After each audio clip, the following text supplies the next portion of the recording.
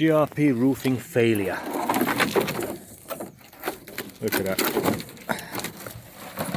There have been sides for Hilux window skylights on a flat roof, completely delaminated off the board sheets. And there's a simple reason why. They haven't used correct board. They used CCX eucalyptus based board. They should have used OSB, orientated strand board.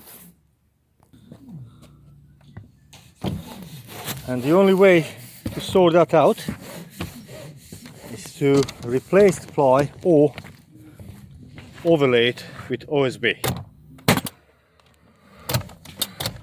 That way it came off completely clear. Did not stick to it. So we're gonna do that dome and this Hilux around here as well.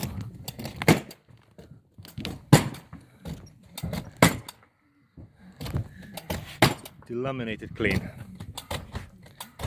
This is the type of the correct board to be used. Type OSB free.